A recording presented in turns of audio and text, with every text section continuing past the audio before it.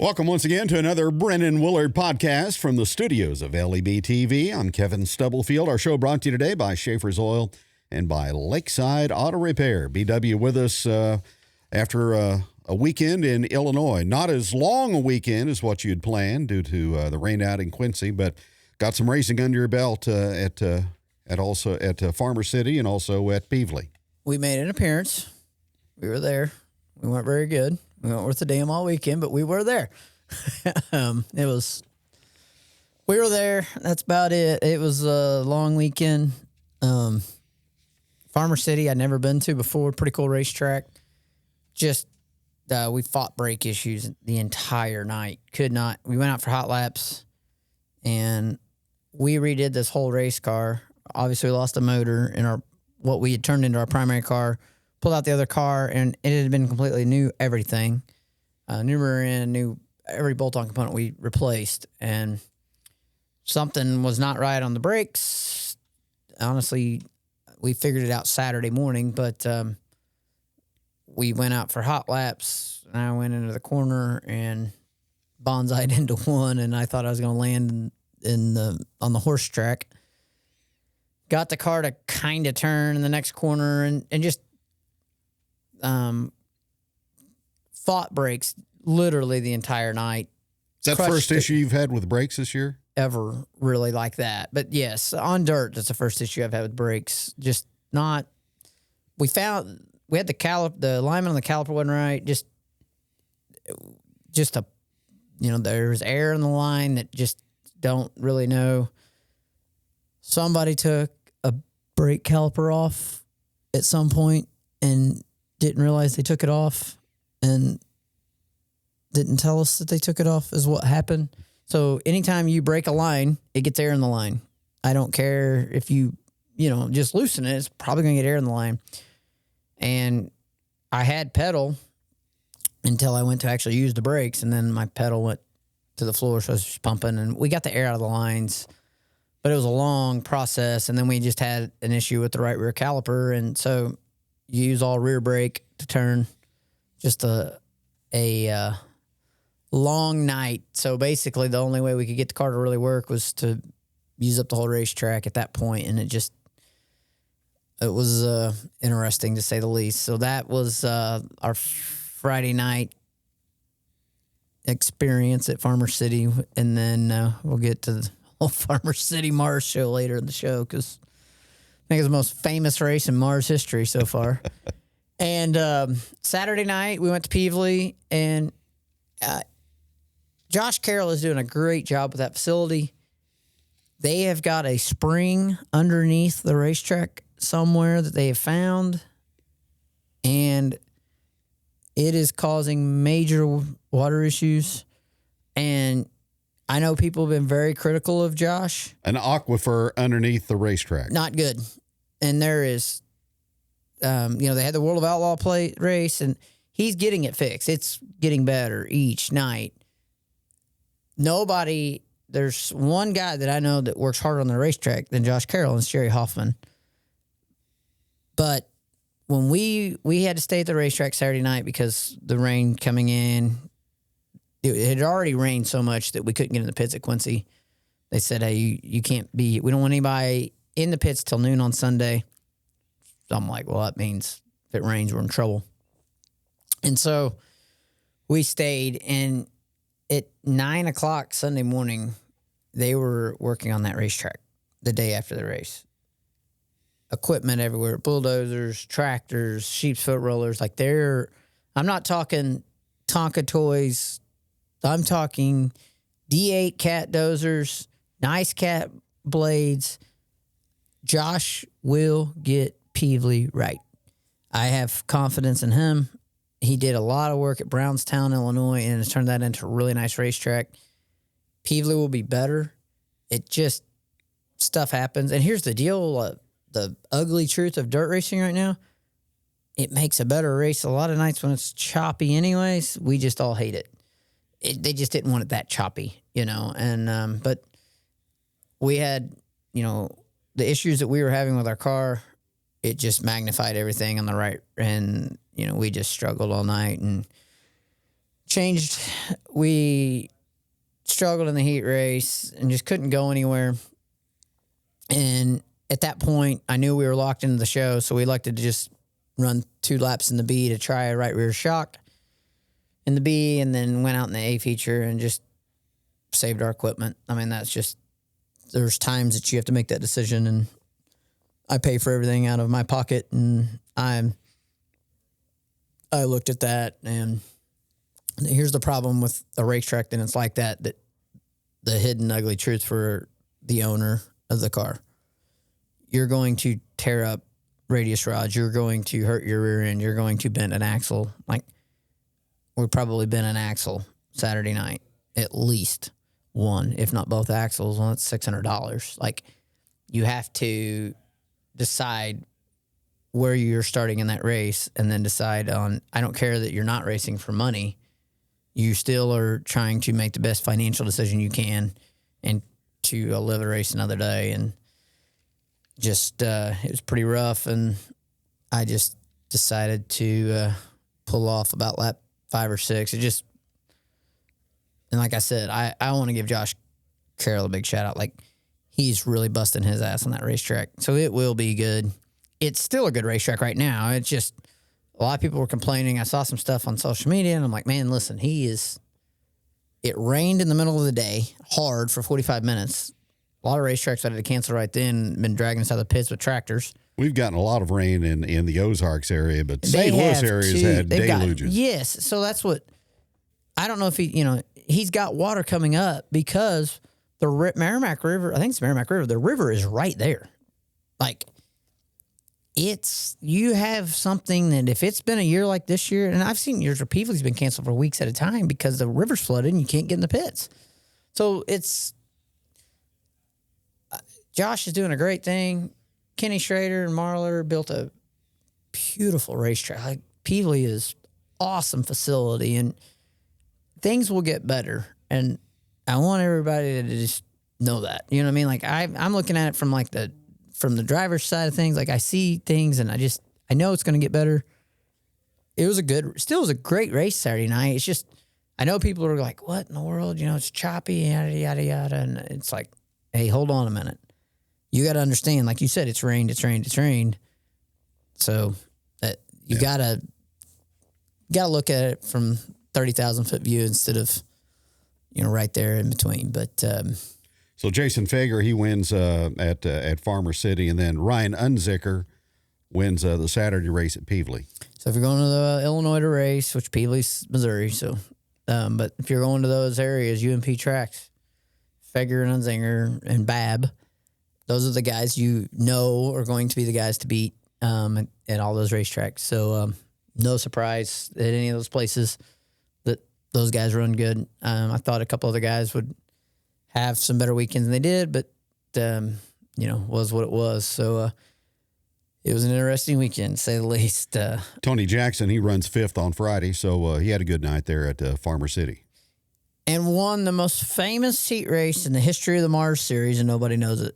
So congrats on your heat win that has 1 million views on Facebook and social media. And I laughed at it. I'm like, you realize that nobody even knows who won that heat race. Everybody knows what happened during the heat race, which we'll get to in a minute, but nobody knows who won. But no, Tony had a good weekend, and then just a little bit off Saturday night. But shout out to Jeff Herzog. Almost got his first Mars win. He's really good at Peevely, and we're all on the same program, same cars, and all friends. And I was hoping Herzog would win Saturday night. And when I pulled off, he was leading, and I knew that. And that was the other thing, is like, I did not want to be any part of holding him up. But we were out to lunch a little bit there, but he helped. We put the shock on that he had on, and it really helped our car. And so we found something that when we go back, we'll be ready to go. So I do think of all the troubles we had with our car and things going wrong this weekend, I do think we made some gains on finding, you crutch your race car to try to, and that's what happened to us Friday night. We had to make a crutch to get the car to turn in on entry. So by the time we got the car where it needed to be, we had over adjusted the other way. And so which is okay because you know, in that situation, you just got to say, hey, this night's going to suck. Here's what we got to do. So, but yeah, so Farmer City, I know you've seen the videos. I want to hear your perspective before I give my 2 cents of what you saw. Well, just from watching the video, I've never seen anything like that in the sport of auto racing. Of course, you've watched more racing than I have, but that was just ridiculous to turn your car into the field of traffic and really endanger other cars and other racers. A lot of things happen. One, everybody in this sport has to draw a line on what you're willing to A, use to promote, and B, what's the line between entertainment and sport. Every sport has that. The Savannah Bananas is the most entertaining thing in the world to watch in baseball. What's the difference between being the Savannah Bananas and the St. Louis Cardinals? Obviously, the Savannah Bananas get 10 times more people to come watch their games than the St. Louis Cardinals right now. But Dirt Late Model Racing is not the Savannah Bananas. And that never has been, never will be. It's not. You're not WWE. So there is that. People, the sad part of auto racing is, right, wrong, or indifferent, people come to watch us wreck. There is half the majority, and you have to know that. There are a lot of people in those grandstands. There's people watching this show that come to watch us crash. I don't like that. I know what happens when you wreck. I've paid the price. I know what it cost. I've been hurt. I've seen the greatest of highs in racing and been there when things have went terribly wrong and seen people not get to go home. That is always in the back of your mind. When Bob Garner was the fastest car in the pits, he timed in quick time. Him and Darren Klein, I did not know or forgot. Everybody forgets. If you hit me on the racetrack, I remember that. If you hit me 5 years ago, I can tell you everybody that's ever doored me, and you never forget. Ashley might tell me what she wants for her coffee order, and I might forget that. But by God, I'm gonna remember Billy Bob dooring me 5 years ago. It does not. You never forget. It's like baseball. You know who plunked you. 100%. 100%. Exactly what you said. Situation. And that is the best analogy I can bring up because you just helped me make the analogy. Darren Klein did not like the fact that for the last three they tried to start that race 3 times. And they didn't show that on flow. Bob kept running him down. Bob's a pole sitter. It's his right. Darren feels like he's getting ran in the infield, just like you said. You remember who plunked you. Well, now you've basically got a brushback pitch. They threw at your head is what just happened. Or if you're pitching, your catcher just got hit and you're back on the mound and their catcher's up. So it's your job to hit the guy right in the back. Darren went into turn 3 and threw a monster slider on Bob. Why? Because he was wronged in his eyes. I ain't getting in the middle of that.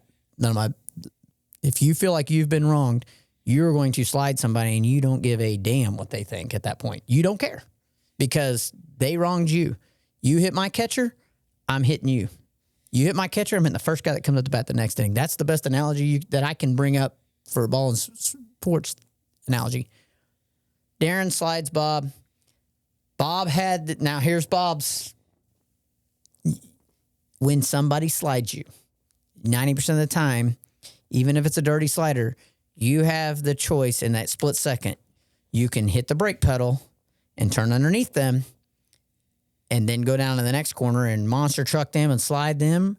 Or you can say, by God, I'm standing up for myself and we are going to wreck and turn down into them and hope you don't get wrecked and try to fence them. Or if it's that dirty of a slider, you may not have that opportunity. And there's one of 3 things happens. The smart thing to do always when you get slid like that is to hit the brakes, turn down underneath, cross them over, go into the next corner, do it right back. That is what you should do. All of us have egos. All of us are men and have tempers. And I wasn't in the car. Was it a clean slider? That's not for me to decide. Bob knows if Bob could have hit the brakes and turned underneath him, or Bob may not have been able to, because I can tell you the one instance this happened to me, and we laugh about it now. Eric Maggard used to throw slide jobs 20 years ago like I've never seen in my life, and they weren't clean. And you had the choice of lifting or you could fence him. Nobody ever fenced him. I used to stand in the stands and be like, by God, I wouldn't let him slide me like that. I'd fence that guy. Then I got on the racetrack and realized I ain't doing that because I don't want to wreck myself and don't want to tear up my own equipment. Eric threw a slider on me one night at Monette in 2011. This has been that long ago, and I still remember this to this day. He slid me, and we wrecked our ass off coming to the checker flag all the way down the front straightaway. It looked like I stood up for myself, and I was going to, by golly, I showed Eric Maggard, and Eric hits me under the yellow head on after about the same deal. And I'm like, man, he's going to come down. I'm in Monette. There's like 3 of us here. All the Maggards are here. I'm friends with all of them, but he's going to come down here and whip my ass. And here's the deal. I didn't stand up for myself. You know what happened? He slid me so late. It wasn't that I was Billy Bad Butt and kept in the fuel. I didn't stay in the fuel. I had no choice. We just wrecked. He slid too late. I don't think that was a slide job that Darren put on Bob. I think that's just my opinion. Bob didn't like it. They wrecked, and that's where I really felt for Dylan Thornton, because here's the backstory on that. Dylan Thornton is on a limited schedule with that team. Dylan Thornton's running 3rd or 4th. I can't remember who was what. He gets caught up in this wreck, and his car is destroyed. Bob comes off the fence, hits Dylan. Now, the guy that really lost out is Dylan Thornton. Innocent party. Innocent bystander, has nothing to do with this. And this is where I think the video and wherever, this is where it gets messy. Bob goes, stays in the gas, goes to the infield. I think he thought the yellow was out. To this day, I think Bob would have never come back out on that racetrack backwards. He did it. And you're like, Ashley told Ellison, your actions have consequences. He still came out on that racetrack backwards. And that was the only, we've all went and hit somebody under yellow. We're not supposed to. We've all done it. We should not, but we do it. He come back on that racetrack, madder than a hornet. I get it. I don't think he had any idea the green was still out. If he did come out there and the green was still out and he went on the racetrack backwards, I love Bob. We're friends. Like Kenny said, you need help if you did that. Yeah. I don't think that happened. I really don't. And I'd hate to be the Mars officials today because they are in a bad situation. That's my next question. What are the sanctions involved there? Well, here's the problem. You're making a judgment call because the guy went out on the racetrack backwards and we're green. Part of me says there should have been a yellow there, right? But I look at it, I'm looking at this at 30,000-foot view. If I'm the race director, they're the 4th attempt to go green. Where the Mars officials are frustrated, they just come on the receiver and chewed everybody's ass and said the top 2 to the redraw. Top 2. That's where you live to fight another corner right there. Bob and Darren are in the redraw. There's only 3 heat races. Top 2 to redraw. If you run 1st or 2nd, you're in the redraw. Tony Jackson wins that heat, redraws a 5. Those guys are guaranteed. You don't wreck. Don't ruin your whole night by wrecking. Bob's got a chance of winning. He has the fastest car on the property. Set quick time. Don't wreck. They wreck. So now, as the race director, you've already chewed everybody's butt for not, for racing each other like jerks. And this is it's so funny. I wish they put the receiver sometimes on audio, because it's like, guys, race each other how you want to be raced. And I always tell everybody, we're going to have to do a lot of beeping or whatever. But I was like, I've always laughed. I'm like, I looked up Jonathan one day and I'm like, you do realize that I think we all decide we want to be raced like assholes the way that we race each other sometimes. And he's like, but so the race director and the series director is on the receiver getting on to everybody already. So they're at their wits' end. So they're not throwing. The reason that yellow's not thrown is we're 10 minutes into this heat race. We've got 0 laps completed. The cars are not there. There's no, honestly, technically, everybody's okay and the cars are in the infield. Why would you throw a yellow? So Bob comes out backwards. The yellow happens. Bob misses him. Then Bob goes to door him. 100% Bob was trying to flatten his left rear tire. I think he even admitted that. But that's what he was trying to do. What he didn't realize is his nose was a perfect ramp. So when he missed him and goes to hit him a second and third time, it just perfect scenario. Had that car not flipped, it would have never been on flow. It wouldn't have been a big deal. And it was a gentle rollover. He did not mean to do it. But here we are on Monday, and it's the most famous MARS race in history of MARS, and for a not good reason. So now you are in a bad situation. I'd be very shocked if he's not on a 30-day suspension. The problem is Flow Racing can't be sharing this video and promoting the hell out of this and making money off this, because Josh Carroll at Peevely could have taken that video, packed his grandstands, as he should have been able to, but he couldn't because Bob's suspended. So it's where do you draw the line? You know what I mean? What's your opinion? Like, all I got to say is, if not for the Coldplay concert last week, that would have been the most famous video in social media, period. Yeah, it would have been. Hands down. I mean, yes. End of story. So Darren's dad used to race at I-44 all the time back in the pavement days. So I've known Darren a long time. And, you know, he has Maytag. They're a big appliance dealer. They have Maytag corporate on their car. Huge Fortune 500 company. And that's where I'm at. You have to realize that dirt racing, dirt late model racing is on the cusp of being, we're NASCAR of the 80s right now. And Wrangler and Budweiser and all these big companies are coming into our sport like they did NASCAR in the 80s. You have to realize that you're representing those people. Darren Klein had nothing to do with this, as far as that was just a racing deal. Maytag got $1 million worth of free advertising, literally. And he is scared to death, worried that Maytag is going to be offended, and had his rep calling, and his rep was okay. And, you know, they're going to use it as, you can put our washers upside down. They still work the next day, right? You just have to think about those things. And when none of us do in the spur of the moment. And that's, I don't like it. I think it was horrible for the sport.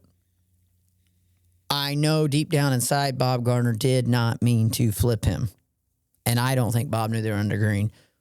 But like we told our daughter last night, your actions have consequences. And when you do something dumb, stuff happens. Yep. So that's, yeah. So anyway, what a weekend. Yep. I really wanted to go to Quincy just to end our weekend on a better note. But, no dirt racing for a couple weeks. We're off. We were supposed to race comp cams, and I don't know if that's going to happen August 1st and 2nd. So for sure off this weekend, and looking to go back racing on August 1st and 2nd. So then back Mars racing August 8th and 9th. So a lot of racing coming up. Horrible way to start our second half of the season, but we will have everything fixed and ready to go for August 8th and 9th for sure. All right. Sounds good. Good show. See you in a couple weeks. Brennan Willard joining us this morning. Kevin Stubblefield from the studios of LEB TV. Our show brought to you by Lakeside Auto Repair and Schaefer's Oil. Thanks for tuning in.